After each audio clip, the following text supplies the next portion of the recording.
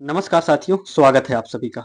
आज की क्लास में हिंदी साहित्य के क्वेश्चनों के बारे में चर्चा करने वाले हैं, जो कि काफ़ी ज़्यादा अच्छे क्वेश्चन इस पर रखे गए हैं। यानी कि एग्जामिनर के पसंदीदा और हाल ही फिलहाल में ट्रेंडिंग क्वेश्चन जो हैं, उन क्वेश्चनों को रखने का प्रयास किया गया है। तो काफ़ी ज़्यादा इंपॉर्टेंट प्रैक्टिस सेट है, इसलिए आप लोग प्रैक्टिस सेट को पूरा एंड तक जरूर देखना साथी। और साथ ही आप लोग क्वेश्चन का जवाब जरूर देते चलिएगा। आइए प्रैक्टिस सेट को शुरू करते हैं बिना किसी देरी के। क्वेश्चन नंबर 1 क्या कह रहा है प्रैक्टिस सेट का? मध्य एशिया का इतिहास किस लेखक ने लिखा है? किसका साथी? मध्य एशिया का इतिहास किस लेखक द्वारा लिखा गया है? इसका राइट जवाब हो जाएगा राहुल सांस्कृत्यायन द्वारा लिखा गया है। किसके साथ, किसके द्वारा साथी? राहुल सांस्कृत्यायन द्वारा लिखा गया है। कब लिखा गया था इसको? आपका 1958 में लिखा गया है। कब साथी? 1958 में इसकी रचना की गई थी। और साथ ही इस रचना के लिए इनको कौन सा पुरस्कार मिला है? इस रचना के लिए इनको साहित्य अकादमी पुरस्कार मिला है। कौन सा साथी? साहित्य अकादमी पुरस्कार इनको प्राप्त है। ठीक है साथी, इस रचना के लिए। अगला क्वेश्चन, क्वेश्चन क्या है कि रामचंद्र शुक्ल ने आदिकाल को क्या नाम दिया है? बताइए साथी। किसने? रामचंद्र शुक्ल ने आदिकाल को क्या नाम दिया है? बताइए साथी। इसका राइट जवाब क्या हो जाएगा? इसका राइट जवाब हो जाएगा वीर गाथा काल नाम दिया है। कौन सा काल नाम दिया है साथी? वीर गाथा काल नाम दिया है। यानी कि 12 प्रमुख वीर गाथा रचनाएं जो होती, उनके आधार पर इन्होंने वीर गाथा काल नाम इसको दिया था। ठीक है, आदिकाल को। अगला क्वेश्चन, क्वेश्चन क्या है कि कला और बूढ़ा चांद, क्या चीज? कला और बूढ़ा चांद के रचनाकार कौन है? बताइए साथी। काफी इंपॉर्टेंट रचना है, बताइए इसके रचनाकार कौन है? इसका राइट जवाब हो जाएगा सुमित्रा नंदन पंत है। कौन है साथी? सुमित्रा नंदन पंत कला और बूढ़ा चांद के रचनाकार है। ठीक है साथी, इनको इस रचना के लिए कौन सा पुरस्कार मिला है? इस रचना के लिए इनको साहित्य अकादमी पुरस्कार मिला है। कौन सा साथी? साहित्य अकादमी पुरस्कार मिला है इनके लिए। ठीक है, अगला क्वेश्चन, क्वेश्चन क्या है कि परमाल रासो यानी कि आल्हा खंड किसकी रचना है? बताइए। परमाल रासो कैसा है? ये आपका आल्हा खंड है। ये किसकी रचना है? बताइए साथी। इसका राइट जवाब क्या हो जाएगा?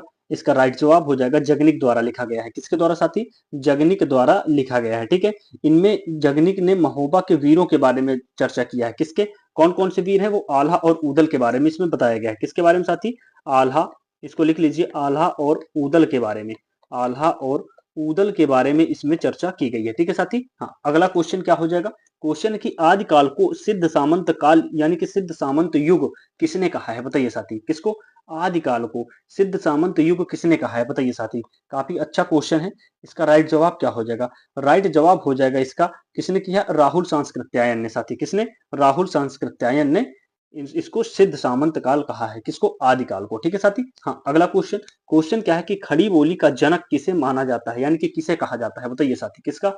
खड़ी बोली का जनक किसे कहा जाता है? बताइए साथी। काफी इंपॉर्टेंट क्वेश्चन है। इसका राइट जवाब हो जाएगा अमीर खुसरो को कहा जाता है। किसको साथी? अमीर खुसरो को खड़ी बोली का जनक कहा जाता है। पहली बार अपनी रचनाओं में खड़ी बोली का प्रयोग किसने किया था? वो अमीर खुसरो थे, जिन्होंने अपनी रचनाओं में खड़ी बोली का प्रयोग किया था। इसलिए इनको क्या, खड़ी बोली का जनक कहा जाता है। अगला क्वेश्चन, क्वेश्चन की भूले बिसरे चित्र किस लेखक की रचना है? बताइए साथी। कौन सा? भूले बिसरे चित्र, यह किस लेखक की रचना है? बताइए मित्र। इसका राइट जवाब क्या हो जाएगा? इसका राइट जवाब हो जाएगा, कौन है आपके? भगवती चरण वर्मा है। कौन है साथी? भगवती चरण वर्मा की ये भूले बिसरे चित्र इनकी रचना है। कब प्रकाशित हुई थी? यह कौन से भूले बिसरे चित्र? ये आपकी 1961 में। कब साथी? 1961 में यह प्रकाशित हुई थी। और इसके लिए इनको कौन सा पुरस्कार प्राप्त है? इसके लिए इनको साहित्य अकादमी पुरस्कार प्राप्त है। कौन सा? साहित्य अकादमी पुरस्कार इनको प्राप्त है। अगला क्वेश्चन क्या हो जाएगा? क्वेश्चन की कबीर दास किस धारा के प्रमुख कवि हैं? बताइए साथी। कौन साथी? कबीर दास किस धारा के प्रमुख कवि हैं? बताइए। इसका राइट जवाब क्या हो जाएगा? इसका राइट जवाब हो जाएगा ये ज्ञानाश्रयी यानी कि निर्गुण धारा के क्या है? ये प्रमुख कवि हैं। कौन से? ज्ञानाश्रयी यानी कि निर्गुण धारा के प्रमुख कवि माने जाते हैं। ठीक है साथी। हाँ, अगला क्वेश्चन क्या हो जाएगा?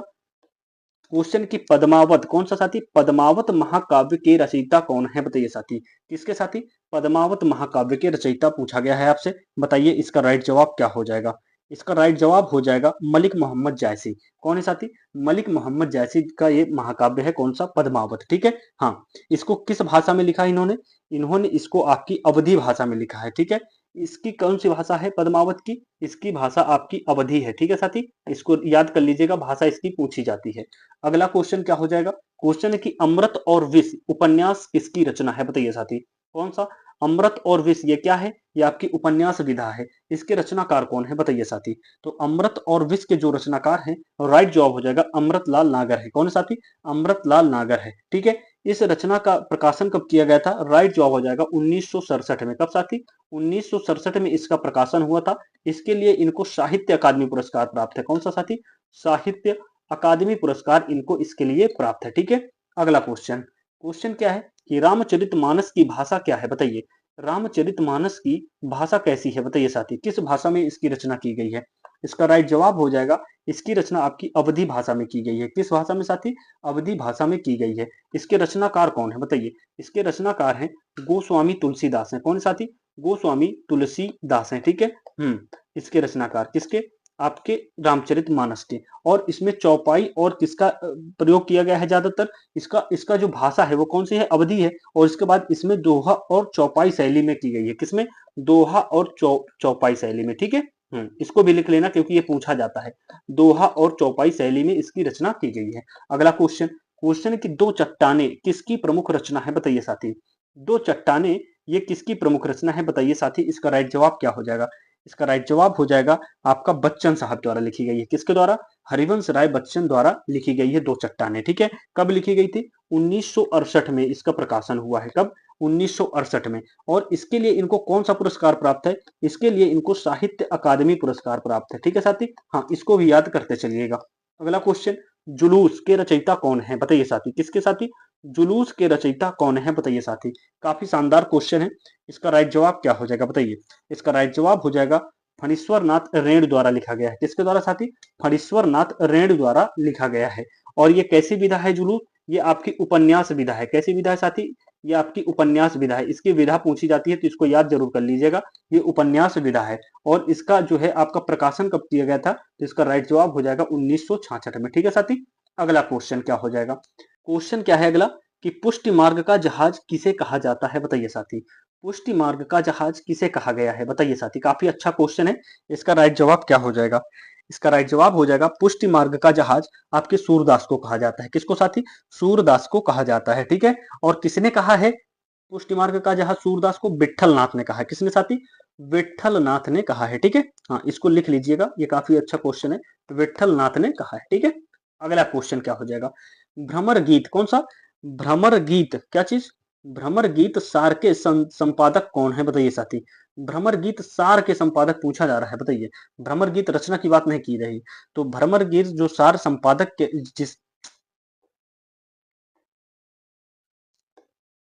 क्वेश्चन क्या है साथी? क्वेश्चन है कि भ्रमर गीत सार के संपादक कौन है? बताइए साथी, किसके साथी? भ्रमर गीत सार की बात की जा रही है, ना कि इसकी रचना की। तो भ्रमर गीत सार के जो संपादक हैं वो कौन है? बताइए साथी, इसका राइट जवाब हो जाएगा आपके रामचंद्र शुक्ल द्वारा की गई है। किसके द्वारा साथी? रामचंद्र शुक्ल द्वारा की गई है। ठीक है, हाँ, अगला क्वेश्चन क्या हो जाएगा? क्वेश्चन है कि रीति काल को अलंकृत काल किसने कहा है? बताइए साथी, किसको साथी? रीति काल को अलंकृत काल नाम किसने दिया है? बताइए साथी, इसका राइट जवाब क्या हो जाएगा? इसका राइट जवाब हो जाएगा साथी मिश्र बंधुओं ने कहा है। किसने साथी?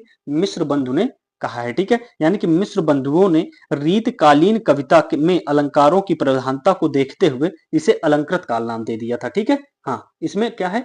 अलंकृत काल, यानी कि अलंकारों की इसमें क्या है? प्रधानता है इस काल में। ठीक है, इसलिए इसको अलंकृत काल नाम दिया गया। अगला क्वेश्चन। बिहारी सतसई में कितने दोहे हैं? बताइए साथी, किसमें साथी? बिहारी सतसई में कुल मिलाकर के कितने दोहे हैं? बताइए साथी, इसका राइट जवाब हो जाएगा 713 दोहे हैं। कितने हैं साथी? 713 दोहे हैं। ठीक है, और बिहारी लाल की ये एक रीत कवि बिहारी लाल की ये एकमात्र कृति है। ठीक है, बिहारी सतसई है ना। और इसको कुछ विद्वानों द्वारा 719 दोहे भी इसमें बताए गए हैं। ठीक है, कुछ विद्वानों द्वारा इसमें 719 दोहे भी बताए गए हैं, लेकिन राइट इसमें क्या हो जाएगा? 713 है। ठीक है, अगला क्वेश्चन। क्वेश्चन की कठिन काव्य का प्रेत किस कवि को कहा जाता है? काफी अच्छा क्वेश्चन है, बार बार पूछा जाता है, इसलिए इसको बार बार लेकर आता हूं अपने प्रैक्टिस सेशन में। यानी कि कठिन काव्य का प्रेत किस कवि को कहा जाता है? बताइए साथी, इसका राइट जवाब क्या हो जाएगा? राइट जवाब हो जाएगा केशव दास को कहा जाता है। किसको साथी?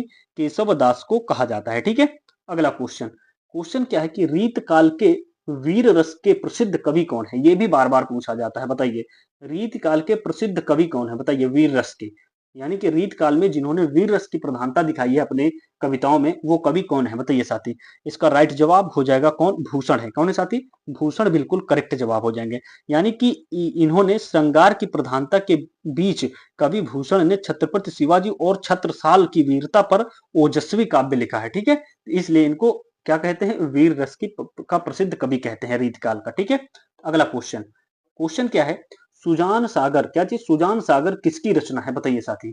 सुजान सागर ये किसकी रचना है, काफी अच्छा क्वेश्चन है, बताइए साथी किसकी रचना है, कौन, सुजान सागर। इसका राइट जवाब क्या हो जाएगा, घनानंद की है। किसकी साथी, घनानंद की सुजान सागर रचना है। ठीक है, हाँ, अगला क्वेश्चन क्या हो जाएगा, क्वेश्चन की आखिरी आवाज, कौन सा साथी, आखिरी आवाज उपन्यास किसकी रचना है बताइए साथी। इस उपन्यास के रचनाकार कौन है बताइए, कौन सा, आखिरी आवाज ये उपन्यास विधा है और इसके रचनाकार जो है साथी वो आपके रांगेय राघव जी हैं। कौन है साथी, रांगेय राघव जी हो जाएंगे। ठीक है, और भी इनकी प्रमुख रचनाएं हैं, कौन कौन सी है देखो, एक तो घरौंदे हो जाएगा। कौन से साथी, घरौंदे जो इनकी है वो काफी ज्यादा प्रसिद्ध रचना है, इसको भी याद कर लेना। ठीक है, ये घरौंदे। उसके बाद आपका हो जाता है कब तक पुकारूं, क्या चीज, कब तक पुकारूं। ठीक है, हाँ, तो ये भी इनकी क्या है, बहुत प्रसिद्ध रचना है। ठीक है, इसको भी आप लोग याद कर लीजिएगा। अगला क्वेश्चन क्या है, प्रथम हिंदी समाचार पत्र कौन सा, प्रथम हिंदी समाचार पत्र कौन सा है, उदंड मार्तंड। ठीक है, उदंत मार्तंड, तो इसके प्रसिद्ध संपादक कौन थे बताइए।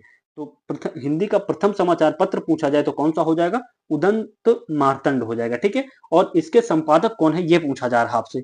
इसका राइट जवाब क्या हो जाएगा साथी, पंडित जुगल किशोर है। कौन है साथी, इसके जो संपादक हैं वो आपके पंडित जुगल किशोर हैं। ठीक है, हाँ, इसका जो है वो आपका प्रारंभ कब हुआ था बताइए साथी, प्रकाशन कब आरंभ हुआ था इसका बताइए, इसका उदंड मार्तंड का बताइए। इसका राइट जवाब हो जाएगा 30 मई, कब, 30 मई 1826 में। ठीक है, 1826 में हुआ था इसका प्रकाशन आरंभ। और स्थान कहां से ये हुआ था, स्थान अगर इसका पूछ लिया जाए ये कहां से हुआ था, राइट जवाब हो जाएगा कोलकाता से हुआ था। कहां से साथी, कोलकाता से हुआ था। ठीक है, और कैसी ये पत्रिका थी बताइए साथी, ये किस प्रकार का पत्र था, समाचार पत्र, ये आपका साप्ताहिक था। कैसा, साप्ताहिक समाचार पत्र था। ठीक है, तो इसको भी याद करते चलिएगा, तो ये क्वेश्चन आपसे बनते हैं। ठीक है, अगला क्वेश्चन, क्वेश्चन क्या है, छायावाद के 4 स्तंभों में कौन शामिल नहीं है, इनमें से बताइए, इनमें से कौन नहीं शामिल है छायावाद के 4 स्तंभों में, बताइए राइट जवाब क्या हो जाएगा। इसका राइट जवाब हो जाएगा साथी कौन, इसका राइट जवाब हो रहा है आपका मैथिली शरण गुप्त। कौन साथी, राइट जवाब हो जाएगा मैथिली शरण गुप्त। यानी कि मैथिली शरण गुप्त जो है वो छायावाद के स्तंभों में नहीं शामिल है। ठीक है साथी, बाकी ये सभी आपके शामिल है। ठीक है, हाँ, अगला क्वेश्चन, क्वेश्चन क्या है कि कामायनी, क्या चीज, कामायनी महाकाव्य के रचयिता कौन है बताइए साथी। किसके साथी, कामायनी महाकाव्य के रचयिता कौन है, ये आपका महाकाव्य है। कैसा है ये आपका महाकाव्य है, इसके रचयिता कौन है बताइए साथी। राइट जवाब हो जाएगा आपका कामायनी जो है ये आपके जयशंकर प्रसाद है। कौन है साथी, जयशंकर प्रसाद द्वारा इसकी रचना की गई है। ठीक है, कुल मिलाकर के इसका जो संपादन है वो कब किया गया था बताइए, यानी कि जो इसका प्रकाशित हुआ था जब ये 1935 में इसका प्रकाशन वर्ष है। कब है साथी, इसका प्रकाशन वर्ष जो है वो 1935 है। ठीक है, और ये आपकी छायावाद की सर्वोत्कृष्ट महाकाव्य है। किसका है, ये आपका छायावाद का महाकाव्य है। किसका, छायावाद का ये क्या है, प्रसिद्ध महाकाव्य है। ठीक है, हाँ, कुल मिलाकर के इसमें कितने सर्ग हैं, किसमें साथी, कामायनी में अगर सर्ग की बात की जाए साथी, किसकी, अगर कामायनी में सर्ग की बात की जाए तो कितने हैं टोटल, इसमें आपके 15 सर्ग हो जाते हैं। कितने साथी, 15 सर्ग हैं। ठीक है, अगला क्वेश्चन, क्वेश्चन क्या है, जूही की कली कविता के रचनाकार कौन है बताइए साथी। किसकी साथी, जूही की कली कविता के रचनाकार कौन है बताइए साथी। इसका राइट जवाब हो जाएगा निराला है। कौन है साथी, यानी कि इसके जो आपके रचनाकार हो जाएंगे वो सूर्यकांत त्रिपाठी निराला हो जाएंगे। ठीक है, यानी कि जूही की कली। ठीक है, अगला क्वेश्चन, क्वेश्चन क्या हो जाएगा कि प्रगतिशील लेखक संघ की भारत में पहली अध्यक्षता किसने की थी बताइए। प्रगतिशील लेखक संघ की भारत में पहली अध्यक्षता किसके द्वारा की गई थी, यानी कि किसने की थी बताइए साथी। इसका राइट जवाब हो जाएगा मुंशी प्रेमचंद्र ने की थी। किसने की थी साथी, मुंशी प्रेमचंद्र ने की थी। कब, 1936 में। कब साथी, 1936 में। यानी कि 1936 में लखनऊ में आयोजित प्रगतिशील लेखक संघ के प्रथम अधिवेशन की अध्यक्षता मुंशी प्रेमचंद ने की थी। ठीक है, और ये कहां पर किया गया था इसका आयोजन, इसका आयोजन जो है वो आपका लखनऊ में किया गया था। इसको भी लिख लीजिए, लखनऊ में इसका आयोजन आपका किया गया था। ठीक है, अगला क्वेश्चन, क्वेश्चन क्या है कि कुकुरमुत्ता कविता के रचयिता कौन है बताइए साथी। किसके साथी, कुकुरमुत्ता कविता के रचयिता कौन है बताइए साथी। इसका राइट जवाब क्या हो जाएगा, सूर्यकांत त्रिपाठी निराला की है रचना। किसकी है साथी, ये सूर्यकांत त्रिपाठी निराला की प्रसिद्ध रचना है। ठीक है साथी। अगला क्वेश्चन क्या है, हिंदी का प्रथम उपन्यास किसे माना जाता है बताइए। हिंदी का प्रथम उपन्यास इनमें से किसे माना जाता है बताइए साथी।